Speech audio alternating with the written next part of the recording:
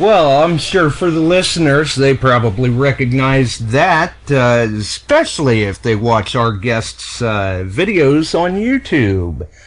It's a clip that shows up quite a bit in Eddie's videos, and we'll be talking tonight with Eddie. Eddie Smith, Digging with Eddie. It ought to be a good show. So, with that in mind, yes, Trooper Bry, it is Wednesday. It's that time of the week. Time to get into some conversation about some metal detecting, relics, and anything else that comes along the way. I see Striker's in the house, Mr. Bill's in the house. Shout out to Ohio Relic Hunter.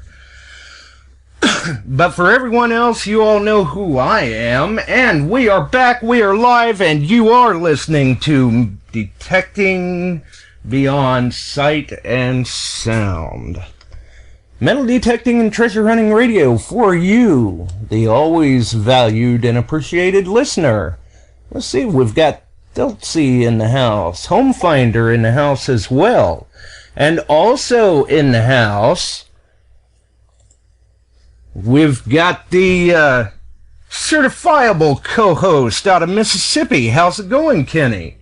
Man, I'm doing good, man. I am excited about this show.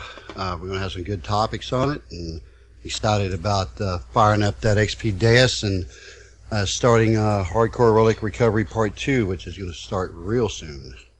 Hey, there you go. Well, that sounds like that ought to be a grand time. Relic Dirty Hands in the house, too. Shout out to her.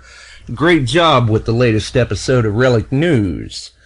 And, speaking of news, you may have noticed in the event page or in some other posts that there was going to be some breaking news announcement tonight. And I think that it is probably best done to announce that right off the bat. So, to get that done, we're going to kind of give another gentleman the floor for a while, so he's got time to get this out to the listeners so that we all are aware of what is going on. So I'm going to kind of quiet down here myself and let you have at it, Frank. Thanks. I appreciate you guys letting me come on last minute. As you know, we've been battling here in New Jersey, the Department of Environmental Protection, the Fish and Wildlife, for detecting on their properties. Now, let me preface this by saying we were never trying to get, this wildlife management areas to issue new permits. Nothing like that at all. These are metal detecting permits that have been on the books for like 10 years, if not longer. In 2013, for whatever reason, they stopped issuing the permits. They gave no reason. They never took the law off the books. The law's been there. The law is still there today. But they just refuse to issue them. So we have been going back and forth with the DEP, the Division of Historic of DEP, conveniently, and Wildlife Management. We have been promised that we were going to have the permits issued in a week. They never came. We were told that they couldn't afford to start issuing permits. We advised them, well, you've been issuing permits for 10 years. It doesn't cost you anything. They're free. They told us that they needed more manpower. We told them that you have manpower enough to govern 1 million hunters in the woods, but you need more police protection from 30 or 40 metal detectors. So for every response they gave us, we had an answer. But the shot we took across their bow, they took a good one at us last night. State of New Jersey has 4 criterion for deeming a piece of ground historic. One is you have research documentation that an event took place, a historic event took place on a piece of property. Whether there's relics or there's not relics, as long as you have, in stone documentation, that land can be deemed historic. Secondly, if you have a piece of ground that historic artifacts have come out of the ground, that's deemed historic. If you have hardcore research that tells you that we know that there was a fort, the fort may be within 100 yards of this piece of ground, you can deem that area as a historic district. And the fourth one, which is the one that we do not understand, is that if a piece of ground has produced relics or could possibly produce them in the future. So even though that this piece of ground has no relics, nothing has ever been done to it, we can deem it historic if it's the potential. Many of the pieces of ground that we were really interested in digging are ones that are local to us. They have no discernible history. But last night they came out with a memo that says they are shutting down the permits because all of the WMA areas in the state of New Jersey have been deemed historic because, and I'll paraphrase, even though we may not have found anything, we may find something in the future. So as of right now, the Department of Environmental Protection has shut down the permits. Like I said, it's still on the books, and our pulse may be slight, but we're still kicking. We're going to go. This week I will be posting the actual permit, and if anybody in the country can apply for this, it doesn't cost you anything as of right now, but I'll be posting the actual permit to apply for a permit in the metal detect in these areas. Basically, we want them to turn us down or give them to us, but if they turn us down, we have more of a recourse as to why they are turning us down. We want a reason. We want to see something in writing. We want to see where these pieces of ground have been nominated for historic status, have been voted on, and have been entered in the Historic Registry of New Jersey, which we know they have not been.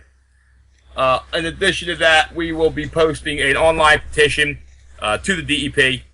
Let them know that we do have many people, and I know we got many people interested in this because I can't put any more PMs in my PM box or my email box. And I will speak the names of the 3 administrators who have graciously told me to contact them personally if they have any questions. Tomorrow night, between now and tomorrow night, I will be posting the emails for Mr. Dave Golden, who is the Chief of Land Use Management. In other words, inland, away from the wetlands, he can tell you what you can dig on, what you can't dig on. And I've heard was a metal detectorist in his own right at one point in time.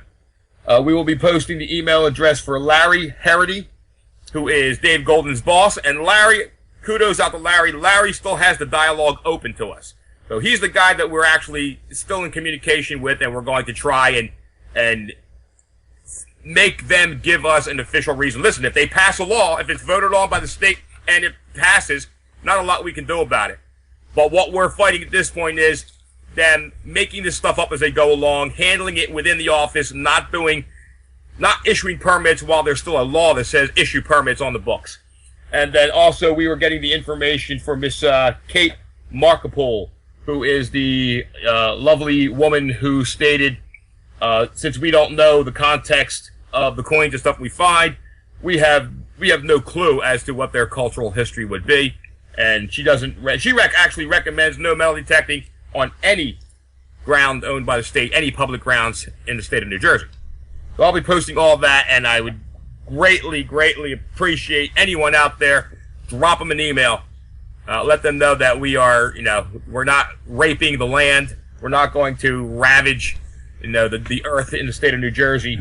And we are, we pay our taxes here. And the reason that this is important, guys, for not just residents of New Jersey. Fish and wildlife in many, many states falls under the auspice of the DEP. The DEP is not the New Jersey DEP, not the Pennsylvania DEP. It is a national organization with factions in each state. And as one of the states passed this, rest assured, many other of these states are going to adopt the same criterion, because the less people that they have to issue permits for anything is just less work and easier on them. They have no case against us. We have never damaged anything. There are no reports against the metal detectors that have been detecting these sites for 10 years. But, certain people are up for promotions. Certain people want to make a name for themselves. And that's how it goes. You know how it goes when you want to, be important in your position. Right, you want to put a notch in your belt or something like that. When you get the online petition around, let me know, and we'll make that a tag post, a pinned post over on Beyond Sight and Sound as Absolutely. well. And I appreciate want to take away from Eddie's time tonight. I appreciate you letting me on. Any comments, anything, you guys know where to reach me. D.A. Frank Lipergolo. You can PM me. You can email us at detectamerica@aol.com. at datvlive@aol.com. If there's room for the messages. Yeah, we'll try and clear that at the email box out tonight. But that's where we stand. They took a backdoor route and are screwing us in a way that the law really has no defense. There is no justification. There is nothing that is needed to back up enforcing the ordinance that they're trying to enforce. Right. And we're still trying to figure out what's legal, what's not. We actually have been talking with a lawyer who is gracious enough to look into this for us at no cost. And we'll see where we go. We will take the next step, whatever it is, and we'll fight until we can't fight it anymore. And when you post those email addresses, you may even want to post up like a little form letter that everybody can basically copy and paste. Absolutely. Nice. Because that, once they start getting their inboxes flooded, that tends to get a little bit of attention. Like I said, like where we still have a ray of hope is that the person above the person making this decision has been quite open to what we had to say. He was directing people to look into why these permits weren't issued. So there's still a ray of light at the end of the tunnel, but we'll see if it gets closed on us or not. Well, obviously you have to look at why. There's a reason this guy comes in and slams the door. Did somebody do a little research that somebody didn't have? Did somebody slip up and find something that nobody knows about but them? There's all kinds of conspiracies you could throw out there for this. So it could be just one guy coming in and saying, yeah, I just feel like saying no. Yeah, well, exactly. And that's exactly what we're kind of hoping that's what it is. Because if it's one guy saying no and not following the protocol that the state has set forth, like every other state, see, here's the deal.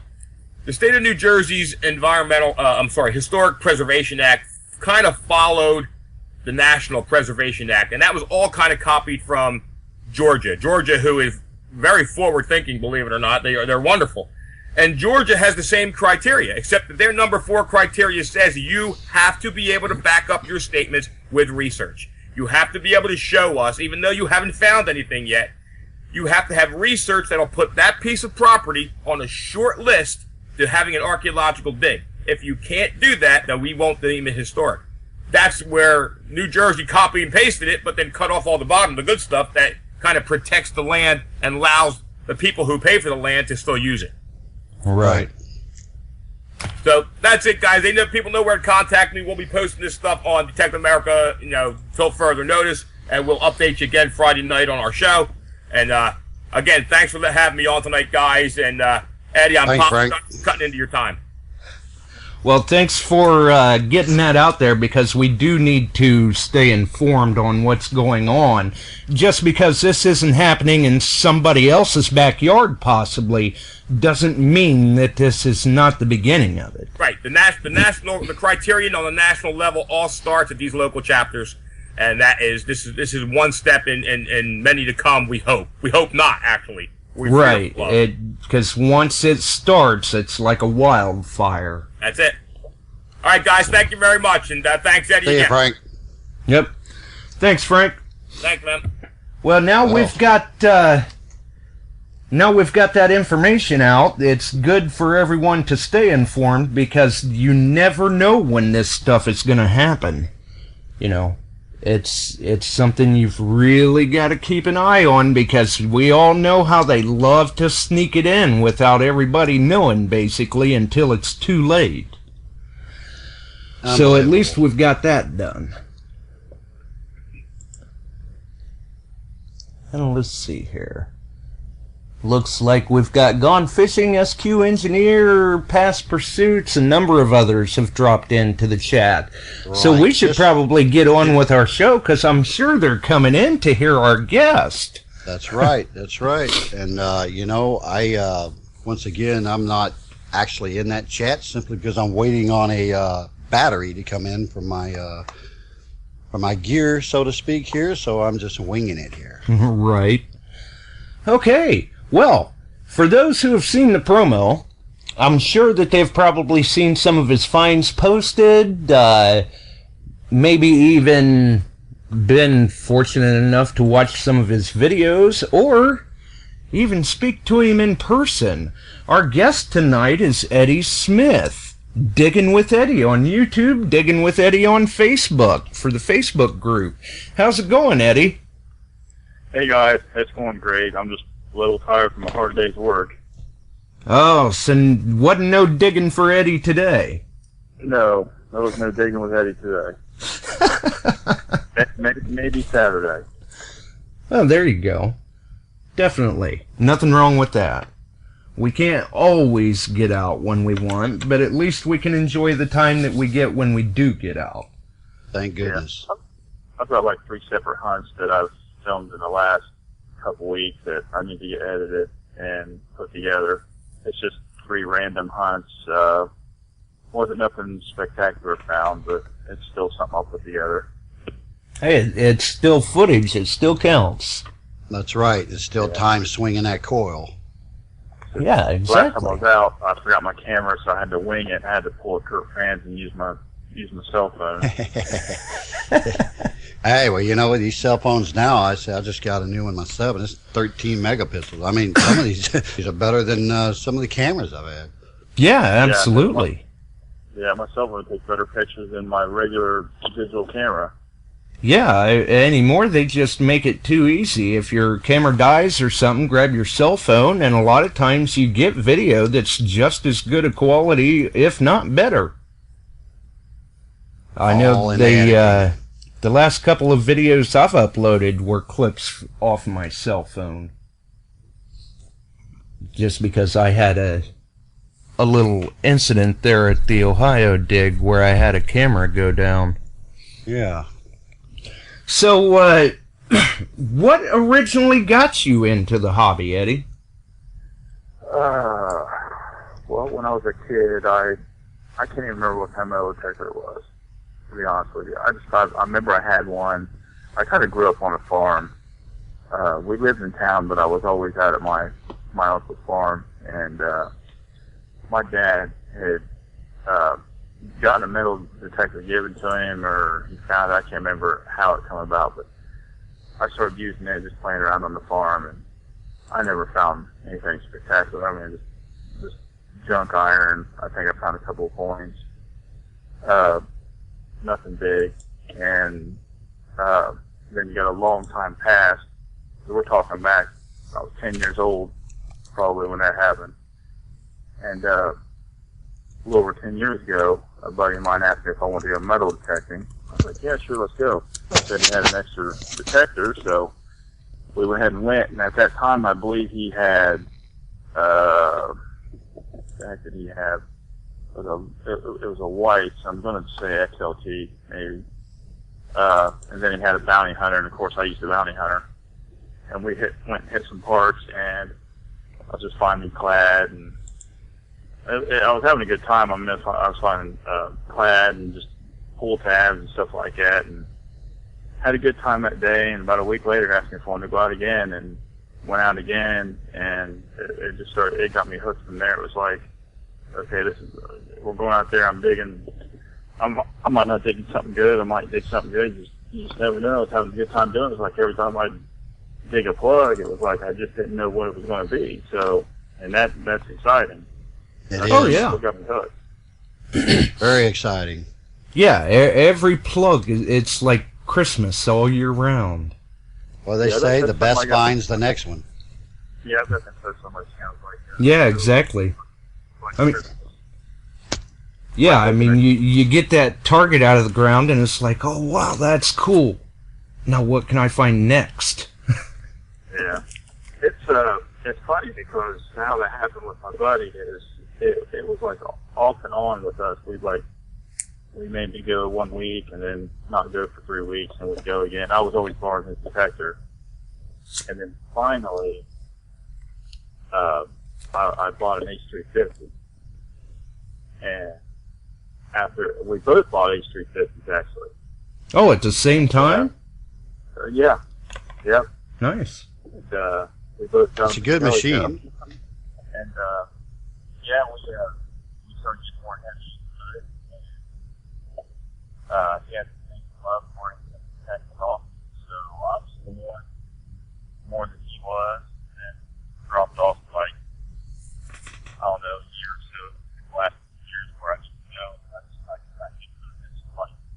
Uh-oh. Like full blast. Right. Sounds like your audio is fading out a little bit. You must be getting away from the phone a little. How about that? Can you hear me now? Oh, yeah. Okay. Okay. Yeah, this phone. The mic on this phone is in a bad place. Where I hold the phone, my finger literally can cover the mic up.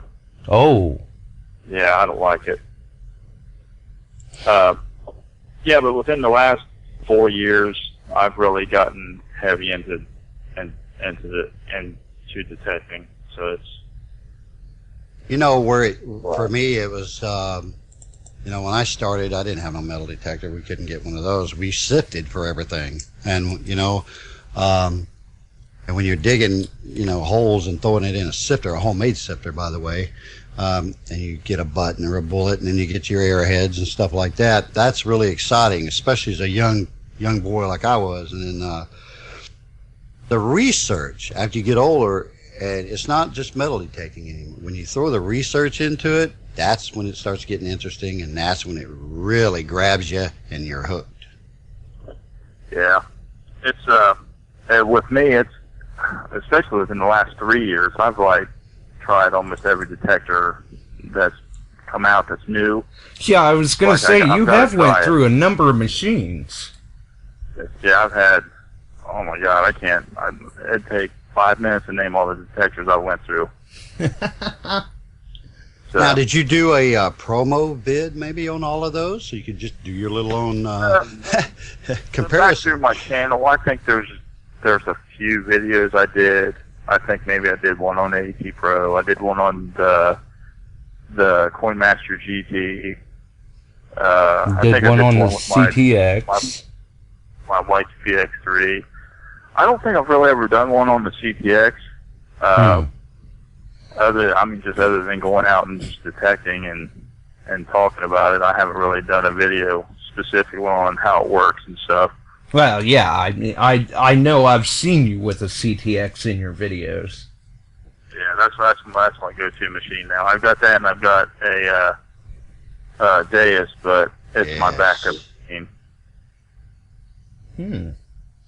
Well then, and what were you swinging in Ohio at the dig? The CTX or the XP? Yeah, my CTX. Ah, I see. Yep, I have my CTX. As far, like I said, I got the Deus to back up. For me, I need to learn that machine. I haven't had it out enough to learn it. Yes. But as far as machines go, if I had to take two with me, it would have to be the CTX and the AT Pro would be two machines that I would carry around with me. Now, that could change once I learn the Deus, but I just haven't had it out enough to learn it. I mean, I'm stuck in my 3030. I love the thing. There's nothing wrong with either one of those machines that you're talking about. Everybody knows that's watched my videos. I have AT Pro'd the country all over the place around here. And of course, I have to say, I've not used a CTX. But that Deus, I spent a lot of time with that Deus, and I've done quite well with it. And between the programs, of course, now you got the new update coming out and stuff like that. I mean, that machine is one good machine. But the AT Pro, with me it'd be AT Pro and probably or the Gold, and the Deus. That's the two I would hump in there. Yeah, I've had the AT Gold as well. I went to the week I got the AT Gold. We went on a trip to Indiana, and I don't know what it was, but with the AT Gold, I just dug nothing but iron. I don't know if it was just that day I had, but it frustrated me. I mean, everybody else was using AT Pros, and they were just digging buttons and coins, and I could not get on anything. It was just all iron, and it frustrated me.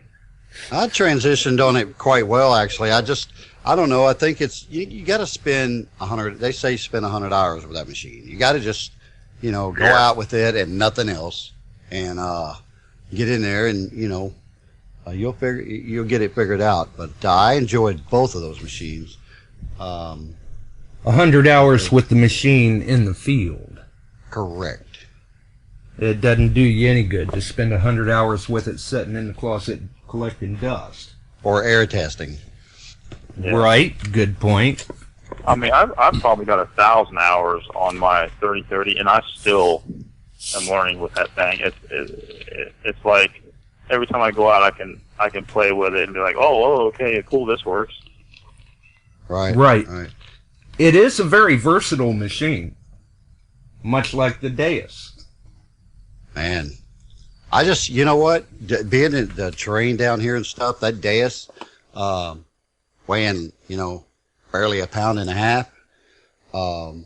and all the stuff that it can do, the programs that I have set on it, I have like, probably 10 that I run regularly on it, that I run.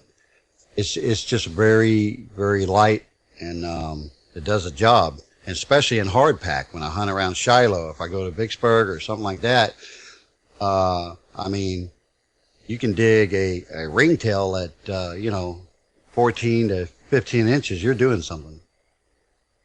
Right. Definitely. When I had my days out, I jacked it all up. I was at a park, and I just started playing with buttons. I was like, oh, what's this do? Oh, reactivity. I'll switch this. And I had it so messed up. It was. I had to reset it. I had everything jacked up on it. I had all the just totally messed up. Right. Well, I'm sure. So, how many years does that make for you in the hobby? I would say, if you added everything up, probably a solid 5 or 6. Nice.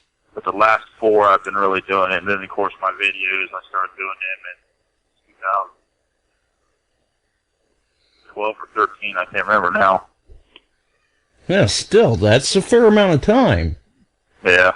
It's just, I mean, I work, I've got family, I can't get out every day. If I could, I would.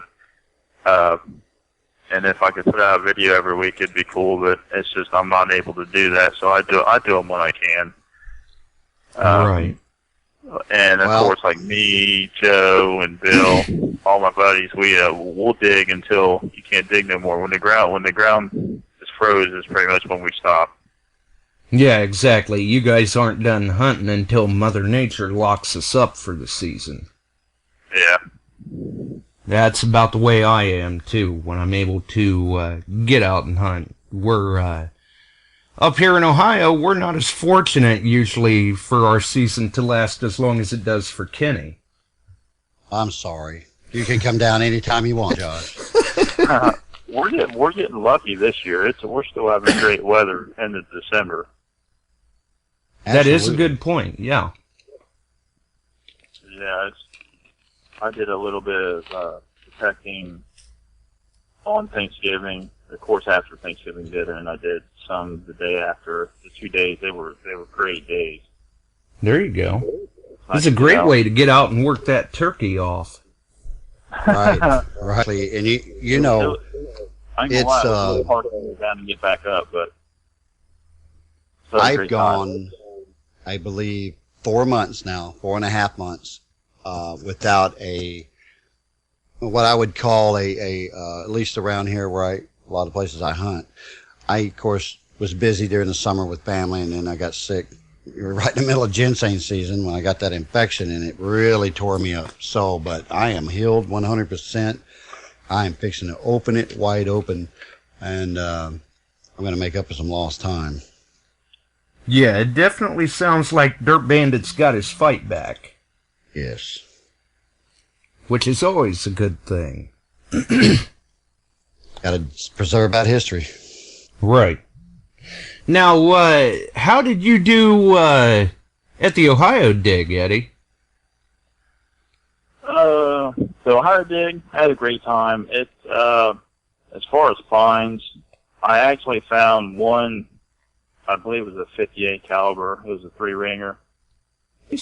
Other than that, there was some brass pieces that I found that I still had them bagged and tagged. I wasn't quite sure what they were. Didn't find no coins, but I did find that one bullet. And So that made the trip there. Even if I wouldn't have found anything, it was still awesome to get out and do that with all them great people. It was. Oh yeah, get to meet everybody, stuff like that. It was so cool just to, like when me and Michael rolled up that day, and of course some of you guys had already been out up there for that day or the day before. When we rolled up, it was just so weird seeing all these people that I've watched on YouTube standing in this parking lot. And that's the truth. Man, that was crazy. And Diggin Freedom walked up. I was like, oh man. I just had to sit there and say, man, is this really happening? You know, because you watch these guys' videos, you cut up with them on the show, and then all of a sudden you're sitting there, you're having dinner with them. So oh that's yeah, pretty neat. get to put names to faces. We've got a caller. Go ahead, caller. Hey Josh, it's SQ Engineer down here in sunny Central Florida. How you guys doing up there in the fridge? Yeah, that's a good description for it. Well, we're not freezing yet. Right. No, Eddie, I've seen a couple of your videos.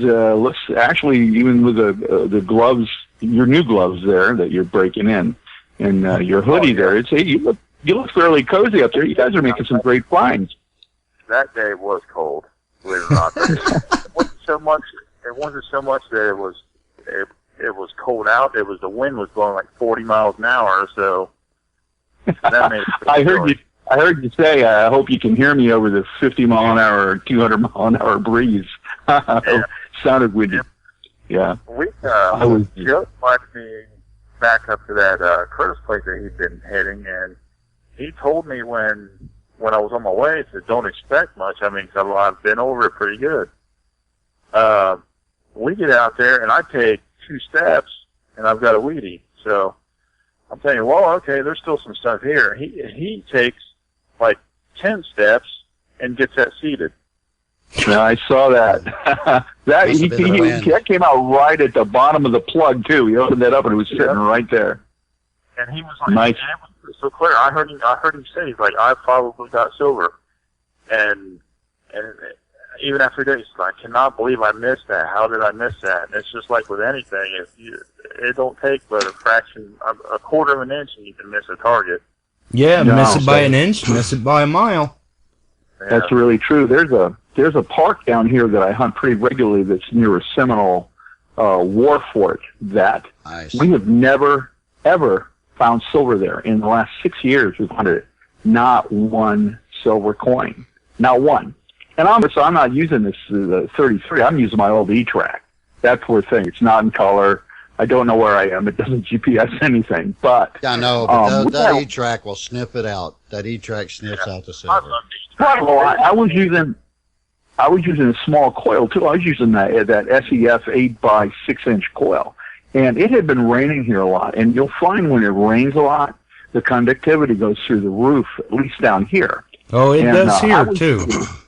Yeah, I'll bet. And I was using and like everybody says, I've been learning this. I'm still learning this machine. And there's a function on it, and I think the CTX 3030 does have it too. I'm not sure. Maybe Eddie can back me up on this, but there's a function called pitch hold in the audio menu. I don't know if the 3030 has that. What's that? The pitch hold feature. I don't think it does. Yeah, I'm trying to recall myself. I'm not real sure. I don't think so. Well, the pitch hold. No, go ahead. I think I've seen that in the settings somewhere. I'm just trying to think where. Yeah, I'm pretty sure the 3030 carried it over from the E-Track because the E-Track still running the E-Track code. Yeah, there were a lot of things carried over from the E-Track to the 30. To 30. Yeah. And I had read about using pitch hold in a lot of different situations, and I never really got the hang of it up until a couple of weeks ago. I was out and I wasn't getting any signals. You know, I'm picking up cans and Orlando Disney tokens, and I'm thinking, you know, I'm going to try the pitch hold. What the pitch hold does, it actually senses changes in the field just outside your audible detecting track that you can't really hear it audibly, but the computer will calculate. There's a target, and the computer will assign it.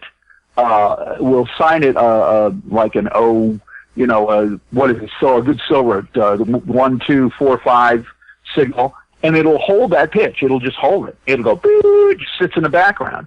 Well, I decided to try to use that, and I swung that around, and I got a pitch hold deep, like beyond the 8 inches it normally detects. I had my deep on the menu, and it came up like 1247, and I'm like 12, and I'd switch back to audio, all metal, swing it, couldn't hear a thing. Go back to pitch hold, swing it, boop, I'd get that high tone. So I dug it with no audible signal. I dug it, and I dug straight down. It took me 15 inches until I got my pinpointer in there. Turned out to be a 1942 silver, quarter, all oxidized, all that. 15 inches. I was up past my elbow with this thing, and I'd never dug anything that deep before. With the pitch hold, and I'm like telling everybody, yeah, it's like I couldn't believe it. 15 inches. Must have had some fill dirt in there or something, plowed it up or something. Well, what it was an orange grove that had been there at one time, and it had been filled in the 1896 freeze of 1886, I think. And they replanted it up, and it was an orange grove again in the 1920s through 40s or something, 50s, I don't know. And finally, there's 1 or 2 scraggly dead orange trees. Well, a couple have some oranges hanging off them. But now I don't have to hunt that park ever again because I found the silver. I'm done. Going, yes, I finally pulled a silver coin out of here. Well, I finally bought my wife, Patty. I bought her an AT Pro because she was about ready to break that 250 over my head because she's getting iron problems. So I had to get her an AT. So yeah, you guys have been out lately with Jack, I believe. You mean Treasure Jack? Yeah. No, that's Gary Dover hunts with him up in Sanford, Florida, up by the steamboat wharves up there. But okay. I thought I heard him mention something about a patty in the video. It must have been another patty. Well, I better go ask my wife. She's been hanging out with Treasure Jack. I better go talk to Treasure Jack about that. Yeah, but anyway. No, Treasure Jack's he uses an E-track also. He's north of me. Matter of fact, my YouTube video production has dropped dramatically. I haven't produced any videos because I'm busy digging silver. I don't have time to hold the camera anymore. It's just me, Well, that's great videos, Eddie. I really, really like your channel. I've been following you for a while. Yeah, well, thanks, man. I appreciate it a lot. It's no problem. Yeah, I'm glad people enjoy my videos. I mean, I don't do nothing extravagant or like special. I just try to do the best I can. And one of the things I like to, even if I don't dig anything good, I still like to show what I've got. And I mean, even if it's an all trash, I've uploaded all trash days before, and I was waiting for people just to tear me apart about it. And everybody's like, "Yeah, that's great. I like to see what show people what really happens when you go out." That's right. It's a reality show. It's a reality show. It's not science fiction. You're really actually digging up junk and showing you what you got, and that's admirable. I like that. That shows the new people that we all dig junk, no matter how you never know how or when. Oh yeah, I think absolutely. I had one that had I think I had like 15 square nails, and then finally I got a musket ball. Now I dug a sardine can and another 10 nails, and then and then a J hook. Sardine cans have a great signal. Sardine cans come in real nice. Yeah, they sound so good. But that's the thing. If you're not out there digging trash, you ain't out there digging. That's true. You've got to be willing to dig the bad targets to get to the good. And I'm sure Eddie digs his fair share of those undesirable items. I can't tell you the last time I got in a silver. I can't even remember. Wow. I honestly can't remember. I'd have to go back on my videos and see when the last time I dug a silver was. Just stay out of that park. Yeah. It sounds like he needs to be getting out and digging this weekend and hit a silver. Yeah, it'd be nice. Yeah, on the footage I got for the last couple of weeks, Joe, we went out to Curtis' place again, and he tore it up. He got, I think, 2 Indians and 2 or 3 silvers. You know what? I take that back. Okay, let me rephrase that. I haven't dug a silver coin in a while. On the last time we were out, I dug the handle. It could be a fork or a spoon, but it was a thick one. And it's got the initials of the Curtis residence on it. Oh, really? Oh, now how cool is that? Now, is it Yeah. like is it flat like a spoon or something, or is it round? No, Or? it's thicker. It's real ornate. I'll have to post a picture of it on my page. Now, the reason I ask is because I was up close to a Union camp and I found a silver, what looked to be a handle. What it turned out to be was a horse whip handle. That's what it turned out to be. Wow. Made Wow, of really? silver. Because they've got animals out there. I don't know if they used to have horses or not. Check in on that. Yeah, that Yeah, could be a that's possibility. interesting. Wow. Yeah, 'cause it's a nice, and it's there ain't no plating wore off of it at all. It's solid, covered in just silver, and That's cool. it's got the initials on it. It's ornate. Nice. So, yeah, I'm Well, going to post a picture of that. We have a couple spots. We're not too far here in Central Florida from the St. Johns River over here, which was a major waterway in the 1830s and 40s for the steamboat traffic. Right. And we've identified a couple of landings that were, they didn't land just at Jacksonville, and they had smaller landings where they would come into town and pull their stuff ashore and then take it by wagon, like into Cocoa Beach or over there near Rock Ledge. And we've hunted some of these areas, and we find that apparently people that like to go recreationally shooting also love the old steamboat landings, because we find 5-gallon pails of brass shells, and I mean, there's live ammo everywhere at these. We make more money selling it for scrap. I guess we won't go buy a silver coin with it. Right. The darndest thing. Well, I'm going to say goodbye, guys. I'm down on like 20% of my power. Just wanted to say hi to Eddie, tell him I love his show, and I'm following him. And you guys keep warm this winter. Come on down here to Central Florida when you get a chance. We got that Sunshine Shootout coming up in April. So That'd be cool. Yeah, I've got 5 states knocked down off my bucket list so far, so it'd be nice to make it to Florida. All right. Well, see you thanks all for the again. call, Jim. Okay, take care, Josh, and everybody else. Stay warm. You too, Kenny. Don't All catch right, another man, cold thanks. like you did last time. No, See ya. man. Bye. I own a jacket. Yeah, Eddie, you'd probably be all right getting down there to Florida, maybe hitting some of them nice sandy beaches. Yeah. I had my CTX in North Carolina this when did we go down? End of May, beginning of June, we went down, and of course we stayed at Outer Banks, but you can't. The outer part over at Hatteras and everything, that's all national seashore, so it's totally restricted to metal detecting. So we ended up going up in Nag's Head, up farther north, and detected. But we had a great time. I see. And I guess since you had brought it up, you said you've knocked a few states off of your bucket list. Are you aiming to hunt in every state, or do you have Not a in every specific state. section? And like Florida would be a nice one. My biggest ones was North Carolina and Virginia, which I've done both. And I've been to Kentucky, Indiana, of course, Ohio. So I guess I've gotten 4 other than the state of Ohio out of the way. I see. Oh, that's not bad. I'm figuring New Hampshire's one. I'm hoping to make a trip up there next year. That'd be nice. Oh yeah, there you go. There's just so much history up in the New England area. Yeah.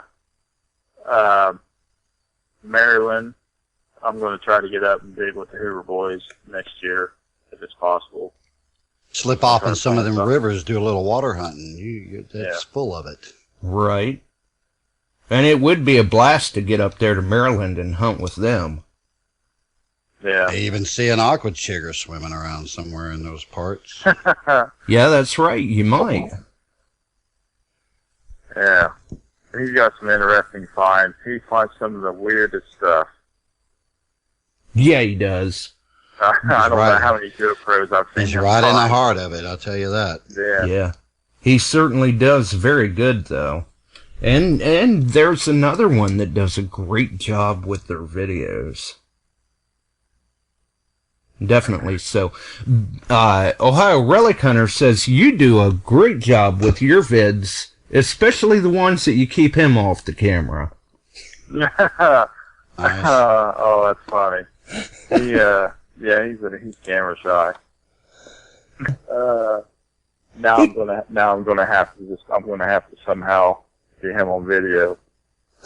It was funny because last year when we went to Indiana, it was me and Joe in my truck. We were going down the state for 3 days, and we had my pop-up camper behind the truck. Well, Phil decided to drive separate, and we're rolling up the intersections or stoplights, and I keep getting Joe to get the camera out, film Bill driving. Every time we would roll up on him, he'd have his coat pulled up or his hat blocking his face so we couldn't film him. I guess you gotta be pretty slick to catch him. It was weird because I was like, how in the heck did he know we were going to try to film him when we rolled up on him? And he knew. He's just got that sixth sense about him. The Chipper Guerra.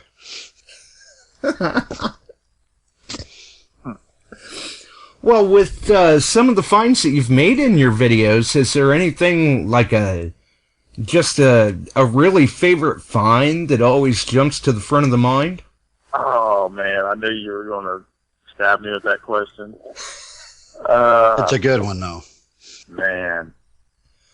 Yeah, because it's different for everybody. Yeah, I'd have to have a couple. It took me forever. Well, my first Civil War artifact I ever dug was a 3-ringer, and it was in Kentucky. Nice. Nice. And that was the only thing that me and Michael, it's on one of my videos, that was the only thing that we found worth anything that was exciting. Probably day. around the Donaldson area, or not too far from there. It was, oh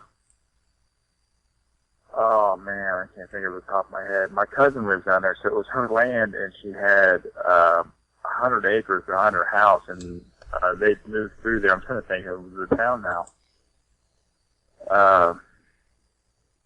It'll come to me, and it will. But man, that's fine. I would have to say a real. I found a real in Indiana, nice. And the thing with it is, when I've seen pictures of reals, but I've never actually held one. So when I uncovered it, I had no idea what the heck I was looking at. Right, kind of going, what's this? That was like, that's a real. And as soon as he said that, the first thing I thought was, yes, I'm in the 1700s club. Nice. And I didn't know reals went into the 18. Right, then you look and see it's like 1819 or something. It was an 18, that's ridiculous. I believe in 1803 or in 1804. Yeah, and the real of it is, I've not found one yet. I was like, oh my God, I'm still not in the 1700s club. But as far as silver coins, that would be my favorite as of right now. Nice. At one point I really want to find is a silver dollar, and I've still yet to find one. Well, they're out there to be found. I have not been lucky enough to dig a silver dollar myself, but they're out there. Yes, they are. Yeah, every time I get on the 30/30, they come up like around a 140. Yeah. And every time I get a signal like that, I dig it. I was like, I gotta dig it, and it's never a dollar. It's always garbage. I've seen a few of them posted, and our good buddy Home Finder just found a Morgan not very long ago. I found I actually found 4 of them. Was it 2 years ago, Josh? Yeah, a couple of years ago. Yeah. And they're in the span of like a month. In a month, I never. Yeah. Yeah, I was going to say a while back, Bill got one. Yeah. I'm They're not out sure there. that this is Old Washington historical dig that we were doing there, saving some history for the museum. I rolled up and he was where I parked. He's up on a hill over. He's like 8 feet up, and he's like, "Here, catch this." Chucks it, and I catch it. I open my hand, and it's a silver dollar. Nice. And I was like, Just wanted you to touch it, you know. Yeah. Yeah, what a time to show up. It's like, oh, gee, thanks. That's awesome. Guess I should have got here earlier. Well, with me, it was like I went to hunt some Civil War relics and found that silver, and then the next day I took little Miss Dirt Bandit with me and I went to dig some coins and I found relics. So, you just never know. Right. Home Finder posted and said, AT Pro, it's a silver dollar finder. It will find them. It sure will, man. Yeah, absolutely. As big as a silver dollar is, any machine would find one. Right. Well, matter of fact, the silver dollars I found was with the AT Pro that Home Finders used. Yeah, that same machine. And I believe that Bill hit his with an AT Pro. Outstanding. Yep. But that doesn't mean you can't find them with the other machines. They're out there. It's funny because Bill uses an AT Pro, and I kind of think I'm part of the reason why. My very first AT Pro I bought. This has probably been it's been about 2 or 3 years ago now.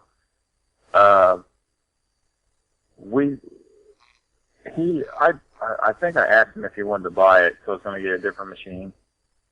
When he bought it and tried it out, used it, well, I ended up wanting to go back to an AT Pro, so I bought it back.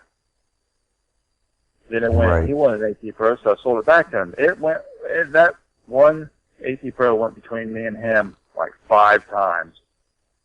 It was like back and forth. We were buying it back and forth from each other, and then finally he got one and stuck with it, and that's what he's used ever since. Well, he does good with it, though. Absolutely. Definitely. And that's the thing. I mean, they all find metal. You just got to find what works best for you. Research and put the coil over it. Yeah. I mean, for some people, it's those AT Pros for the Mine Lab. Kenny, he likes his Deus. I do. Definitely. But I still like the Garrett's, too. I used to be one of them guys where I'd get a machine, and I was like, and this has only been like 2 years ago or so. I would get a machine, and if I heard someone talking bad about it, I'd like, oh no, it's the greatest machine ever. This is how I was. So I've met a lot of nice people metal detecting. Oh yeah. Like I've met Bill from detecting, Michael, Joe, everybody you see on my videos. It's pretty much from either them seeing my video or us bumping into each other, and we started talking about metal detecting, and we started detecting. Mm-hmm. Great hobby. I used to be one of them guys that was like, I was hard-headed, and Joe was like one of the humblest guys I've ever met. He's a real cool friend. Oh yeah, I mean, and that's the thing with the list that you mentioned. They're all great guys. Yeah. There was a point where me and Joe got in an argument. I shouldn't say we both did. I kind of started because I was thick-headed. And after talking with him for, I don't know, it was hours. And it made me realize like I was being an ass. And this is all just about metal detecting. Just when it comes to like my finds or my machine, it was like my stuff was better. You ever heard like them kind of people like they're always better than you? Oh yeah. I believe it or not, I acted like that. I was bad about doing that stuff, and Joe kind of wiped that off me, which I appreciate. But yeah, every machine to me, use what you like. I've had people ask me, what machine would you recommend? Well, I ask them, have you detected before? Have you used a metal detector? If you have, how long you been doing it? And depending on what answer they give me, I mean, I've recommended anything from a bounty hunter, an H250, clear up to the AT Pro. I mean, I don't want to say, hey, yeah, go out and get a 3030. That's all you need. I don't want them going out and spend $2,500 and then not like the hobby. I mean, but for people just starting out, I always recommend the H250.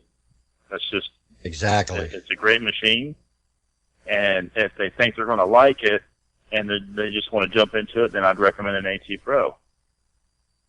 Well, you know, that Right. H250, you will have to learn the tones. You don't have the numbers. You don't have all that. Just listen to the tones, because that's what's going to get your targets for you. That's Yeah. true. And that's the thing, you know, like I said, what works for one person may not work for the next. You know, for whatever reason, something about that machine they don't like, and they find that they have more of a preference for another manufacturer or even another model, a different type of Garrett or Minelab or even Whites. Right. Yeah, it all depends what you like. I mean, there's people out there that's absolute diehard Whites fans. There's people that are just diehard Garrett fans. Some are Minelab. I mean, Fisher. It just depends on what they like. Oh yeah, I mean, I've talked to some people that they absolutely swear they will never switch from Whites. They may use a different model of Whites. They'll never switch. Yeah. And there's nothing wrong with that. If it's working for them, that's great. Yeah. If that's what they like, and especially if they've gotten used to the tones that Whites has, and they carry them tones over to another machine. I mean, you get into a newer machine, and it's got them tones that you're used to listening to. Well, why switch? Yeah, and I can understand that. It makes the transition go a little smoother instead of having to go clear back to square one. That's a good point. Well, I usually tell the people around here that, you know, we have conversations and stuff about different topics, and I'm like, if it's not broke, don't fix it. If whatever you're using is working for you, you're having a good time, you're preserving history, then be happy. Right. Oh, yeah, absolutely. Yeah, definitely. I mean, like with my CTX, if someone was to tell me, hey, you can't use that machine anymore, I'd grab an AT Pro. I mean, I'd grab a Whites. As long as it's something that I felt comfortable using and I liked, that's what I'd use. But for me, I like the CTX, so that's what I use. Right. I mean, it's not a money thing. It don't have to be like, oh, I'm better than you because I got more money. It's just one of them things where I tried the machine out, I loved it, and that's what I wanted to use. I mean, it wasn't overnight. See, some of the people don't understand with all these detectors that I've gotten, like, over the last couple of years, I've traded into them. I mean, I've, like, started on the lower end of the scale and traded up to where I'm at. Yeah. Say, well, you know, this one works good. Let's see what this one does. Yeah. And I've went backwards before. I've bought a machine, and then it's like, oh, well, let's get that one, try that out. And it was a higher end machine. I bought it, and I was like, well, no, don't like it, and I go back to the one that I had. Right. I just like trying new things out. That's just all it is. If something better comes along that I like, and I like it more than the 3030, yes, I would switch. But as of right now, I'm stuck on the CTX. I was going to say, basically the way it sounds is you're looking at it as, if there's something else out there that works better for me, show it to me. I want to see it. Until then, I'm very comfortable with what I'm using. This is what works for me. This is where I'm staying. I'll tell you, the metal detecting industry has just boomed because of, you know, individuals wanting to try different things and running into different, you know, people move, you know, they get in different environments, and what may have worked for them in one spot may not be working for them as well in this, the hotter ground on this side of the world. So, I mean, there is that's a good of point too, machines. because some of these machines, they're better suited for certain applications. Yeah, absolutely. I mean, some machines may work great in your area, but they may not work so much, say, in the Culpeper dirt. Yeah. I've heard about the hot soil down there. I have no idea how a CTX would react down there. I've heard some good things about the AT Pro. I guess Nugget Noggin was recently down at the last DIV, and he used his AT Pro, and he did good. So, as far as the 3030, I don't know how it would do in soil that hot. Right. Well, I know there's going to be a couple of them down there this weekend, actually. The Let's Go Detecting dig. So hopefully it does all right for them. We'll have to see how that goes. I'm sure we'll see some pictures posted somewhere. Even in DIV though, you've got your HUD hunters. I mean, they just like to get in them huts, and of course, all of us would like to get in those huts. Oh, However, yeah, absolutely. There's also those that back issues, whatever it could be, that maybe that's not what they want to try to still see if there's something close to the surface, and believe me, there is.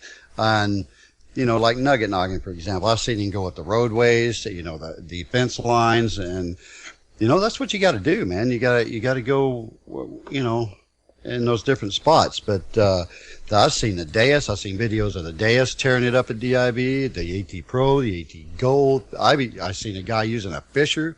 That found a couple of plates. I mean, so the GPXs, the Infiniums. Well, yeah, and there you go for the huts and the deeper holes and the fire pits and stuff. Those pulse inducted machines, they'll go down there and get it. Yeah. Right. Yeah, I remember someone telling me. Me and Michael thinking about trying to get into the DIV one year, and someone had messaged me and said, "Well, unless you have a PI machine, you're not going to dig anything." No, you can time, still find items. Yeah, well, nah. I mean, granted, with a PI machine, you may go a little deeper or something, or you may dig more nails than the next person. But yes, they're still a good machine, and even that aside, though, you'll be able to find items down there without a PI machine. Absolutely. But that just goes to show, the machine. All the machines are good, but they're only as good as the experience of the operator behind it. No doubt. Yeah. That's why we say you've got to learn your machine. Absolutely. It's just like with pinpointers. They've come a long way, too. Oh, yeah, they have. I'm lost without... If I leave the house... Let's say I was going an hour away. If I left my house and I'm a half hour away from my house, I got a half hour to go to the site, and I realize I don't have my pinpointer, I'm going back. I am spoiled with my pinpointer. They do make a difference. They make things easier, and it's a convenience. Yeah. Also that, I mean, it helps you from making a bigger plug than you need to. Absolutely. It just narrows down your target, so you ain't just digging a big mess. Right. Well, that's a good point too. You don't hear that a lot when they're advertising them, but it does cut down on the damage that you do when you're digging. Yeah. Yeah, really, the pinpointer is probably one of the best accessories that technology has allowed us. Absolutely, yeah, for sure. Because it really does speed up the detecting, the recovery time. Like Eddie mentioned, it's a much smaller plug, basically. You're not digging this huge gaping crater to find a bullet. And the great thing, Josh, is that, you don't hear as much complaining as much about the falsing anymore. When you got the Garrett carrots come out now, and you got the X pointer, man, I love that thing. That Detectors made by Detectors, that X pointer is crazy. I mean, you don't have any falsing. It's or at least I haven't, and those are great. Those are great ones. I've got the X pointer. I've got the Garrett carrot. I've still got my original Pro pointer. So do I. I've never had to send it in for service. The button still works great. It don't false on me. Now, if you push down on the tip, it will false if you push hard enough. I got my original Garrett Pro pointer, and I mean the original ones, and it's got plumber putty on it, silicone. It's been 4 feet deep, and all that, and it works just as good as the rest of them right now. Yeah. It seems like everybody's jumping into the 10-point industry. I've got macro now, and everybody's making theirs waterproof, which they should be waterproof. I mean, especially for the water hunter. Absolutely, they should. I was taking my original Garrett. I was taking it, putting it in a gallon baggie, and then I was electric taping the whole thing in there so I could use it underwater. Yeah, Wow. I just put plumber's putty all over, during, the crucial areas there, and it siliconed it, man, and it just worked like a charm. That's right. And We've got a caller, 731. Who do we have? Hey, it's Megan from Tennessee. Ah. Hey. Or maybe it's Margaret. Mary. Well, we know she watches the videos. Do How you doing? look, I'm fine, but I want you to realize something, Eddie. I keep forgetting that, it's off by an hour, so it's 8 o'clock here now, which is what time it said it started, but y'all started, an hour ago, is that right? Yeah, that's why it Yep. says 8 p.m. Eastern. Yeah. Well, I don't. Okay, look. If it wasn't for the fact my head was screwed on every day, it wouldn't be with me. So I have been digging in the dark on a new permission I got, which I prefer because nobody messes with me. I literally called home, had my daughter bring up 1,000 mics, see if it was on, give me the number, and I'm not even home. I had to call in and say hi and ask you a question. I have no idea what y'all been talking about either. But I couldn't miss calling Eddie. Well, see, if you want to know what all we were talking about, you'll have to go back and check the archive. I will. So I will, absolutely. You're digging in the dark, is that what you said? I was, yes, sir. Yeah. I got, you need to check out Detecting Doodads. I think he could help you out with something there. If Yep. you continue to dig in the dark. Yeah, get some of those detecting accessories. Bling that Absolutely. detector out. Well, I tell you what. All right. My question for Eddie. Eddie, can you hear me? Yeah. All right. You've dug with Kurt, the Hoover Boys, and you've just Bob. You've even dug with the Godfather, Howard Hewitt. But my question for you is, who is? Think about it. Look, search your heart, Eddie. Search your heart. Who is the one person, woman, that you have not dug with, that you want to honestly dig with? Who is your dream person to dig with from YouTube? Tell me, Eddie. Oh man, That's a tough one. that is that. Really? That Yeah, there's a lot of great women diggers out there in the hobby. There is. There Really? is. It's tough. Come on now. Oh, you're talking about a woman digger. Yeah. Oh, well, that's an easy one. You'd be the next one. Well, wait a minute. Now, who is me? You got to remind me because I can't, say it out loud. Rusty hear it. Halo. Rusty Oh, I figured he was gonna go. Marge. I've dug with Betty, so yeah, you do the next one.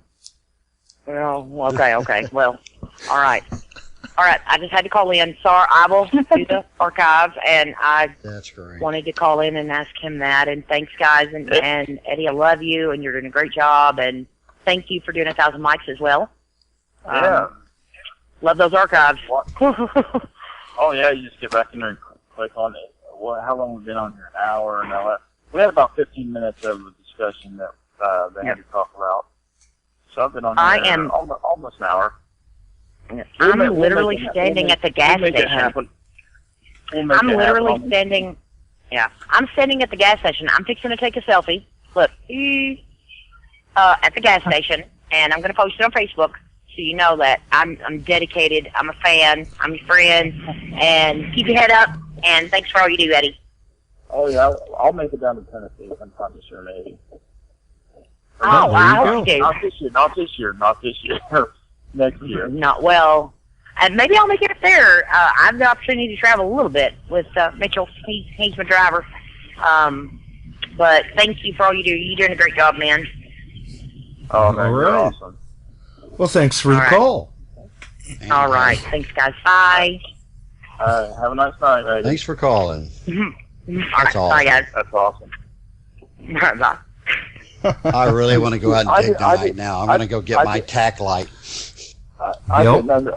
didn't realize she said woman digger. That's why I was like, anybody? I didn't realize she was talking about a woman digger. Hmm. But yeah, she'd definitely be the if I wanted to choose another woman to dig with, it'd have to be Megan. Yeah. That was just hilarious in that video when you come walking up. Hey, somebody contacted me, wanted you to give them a shout out. Yeah. I had to call Kurt about that. I'm like, man, that was just too funny. And the funny thing about that is I remember her asking me that, and I knew it. We were right down to the end, and I was thinking, man, I haven't said nothing to Kurt yet. I've got to do this, and I seen him filming, so I just jumped right in the middle of him just talking. Yep. Here's my I just, like, chance. dodged right in, and I was like, I got to do this shout out now, and I'm hoping he catches on to it. Yeah, that was just priceless. Because I asked Kurt, I'm like, did you put him up to that? No, he just jumped right in there. Hey guys, I'll tell you something, Eddie. It has been a blast, but I have got company that just showed up to my house, and we're about 14 after 8. It has been a pleasure to listen to you, and it's been a great show, Mr. Josh. I will see you. All right. All right. All right. And I guess we are pretty much getting to the end of our rope there, but before we go, Eddie, why don't you kind of give your opinion on where you think the future of our hobby's going? Do you think we're in danger with this recent news, or? To be honest, here in Ohio, I haven't heard any issues like that around where, like we were saying earlier. To me, it's hit and miss right now. I can't 100% honestly tell you. But if all of us good diggers keep doing what we're doing and clean up the trash, dig good plugs, respect the land, get permission where it's supposed to be gotten, I think we'll be okay. There's a couple parks around here that you got to have a permit for. It's free. Right. Like E-Bill&M, we get it every year. It gives us permission 3 state parks. So, and with having that permit, if they come up to you, they're like, okay, you got a permit, no problem. They don't hassle you. So just obey the law, and like I said, pick up your trash, dig good plugs, respect the land. I don't think we'll have an issue. Right. Well, we've got another caller here. Go ahead, caller. Hey guys, it's Kurt. Oh my God, I knew he was going to do this to me. I knew Dude, he I've was been going to call me. I'm stuck at work tonight. I freaking missed the whole show. I just got back and I just heard you guys talking to me. I just clicked onto the thing. I'm so pissed I missed it. Or you can just go back and No argue. idea what you guys talked about. Yeah. Oh, it wasn't. We didn't miss nothing. I just trash talked you the last hour. I figured that's cool. But Yeah, he was telling us how he was running around planting them pop cans for Kurt to dig. Yep. 20 inches deep, thank you. Kurt came up here to Ohio and he tore it up, or I should say over and down to Ohio, and he tore it up. taking all of our large fence, and Well, he didn't necessarily take them. He left them in Ohio. we were literally just talking about you and me butting it because Megan just called in, and I think she got mad at me for a second. I didn't get all the questions she was asking me. She was asking me honest question or honest answer. The next women metal detectors that you would want to dig with, who would it be? I didn't hear her say woman, so I paused and I was trying to think who out of all metal detecting would I want to dig with. Well, Howard Hewitt was one of them, and I've already dug with him. I didn't realize she said woman, so I think she kind of like yeah, because she was going, well, you've dug with Kurt, you've dug with Howard, you know. Yeah, what woman digger would you like to dig with? And he's going, oh, that's a tough one. And really? Yeah. Oh. We were just talking about you and me butting in on your video at the end of the CW. Yeah, you totally got it. It's a good thing you did that, because I probably would have never fit that in. It fit in perfect with Megan's gift when I got home. Yeah, it did. And a nice gift, too. I love it. I wear it in my pocket every time I go digging. It's brought me lots of luck, just like Eddie's T-shirt he sent me last week. That episode will be in a few weeks. I just seen a video, an interview you did, and you were wearing that shirt. Yeah, that was from last Friday. Oh, that's awesome. Day after Thanksgiving. Nice. Well, you can't beat that. I'm sorry about this. Remember when I was joking to you about the size of the shirt? They told me they had a 3X. I get down there, tell her to get everything made, tell her what I want on it, and then she called me and said, well, I only have 4X. I'm like, oh my God. I just jinxed myself. To any women out there shopping for your plus-size men, it's always okay to go up, never go down. Right. Very comfortable digging in that shirt. Yeah, it just makes it a little roomier. Yeah. Yeah, and I don't show as much plumber's crack, so that's nice. Yeah, I'm big on that too, man. You got to make sure you ain't showing the crack. Yeah, because you just, especially anymore, everybody's got a camera on them. You never know who's taking video.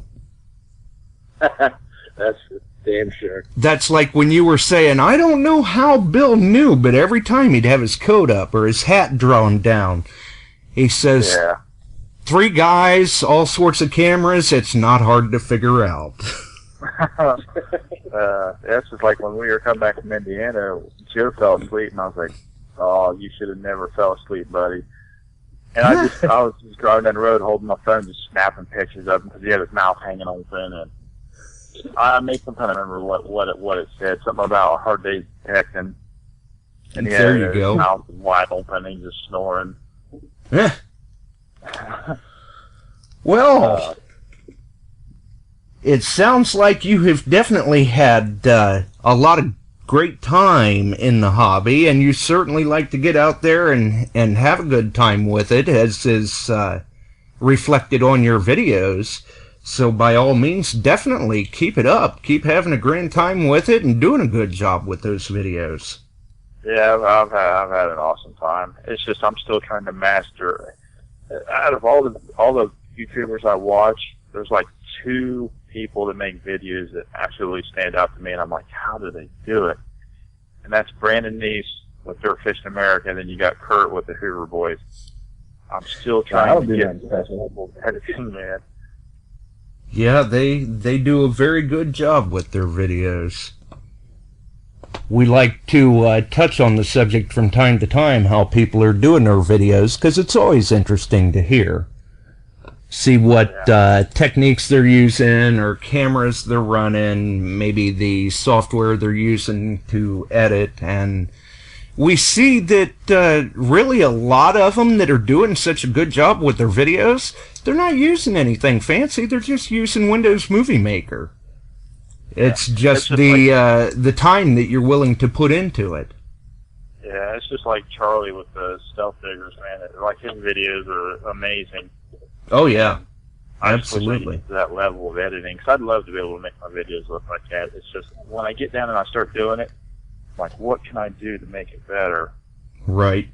And of course, I just got this new computer too. That it's a lot nicer than my old one. My old one would lag and it'd freeze up, but this one just moves on along. So I'm trying to get to that level of editing. So hopefully sometime I can get there. Nice. I know with Charlie, he spends days and days just nitpicking his videos just to get them to, perfect. Oh yeah, if And he's not filming, he's digging or editing, and he puts hours and hours into editing. And I mean, don't get me wrong. I mean, I spend some really long couple days on my videos. Sometimes it all depends I was on gonna say, how much. I was gonna say, like, yeah. it all depends on how much little extra stuff I got to put in there. Like that's the stuff that takes the longest. Right. You were gonna say, Eddie? Oh no, it's just I can understand how much time he puts in his videos. When I edited that CWPPO hunt for my channel, it was an hour long, and I didn't hardly do any editing. I mean, there's a couple skits and some funny things I did, but I probably had,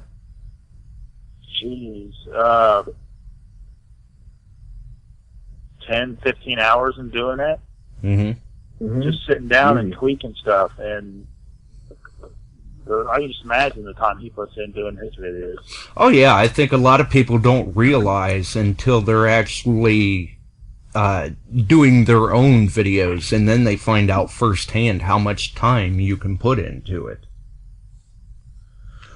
But I certainly think we're probably at the end of our rope for this evening. Hang in there with me, guys. For everyone else, if you enjoyed the show, by all means, like, rate the channel, throw us some stars, you know the drill. And it's certainly been great having Eddie on and being able to talk to him about the hobby. Maybe he'll come back again sometime and we can follow that up a little more. For everyone else, go ahead, Eddie. No, absolutely. I'll definitely be back. For everyone else, it's that time to roll, but hey, there's always next week. Hang in there with me, guys. We're going to roll out of here. We'll see everyone else next week.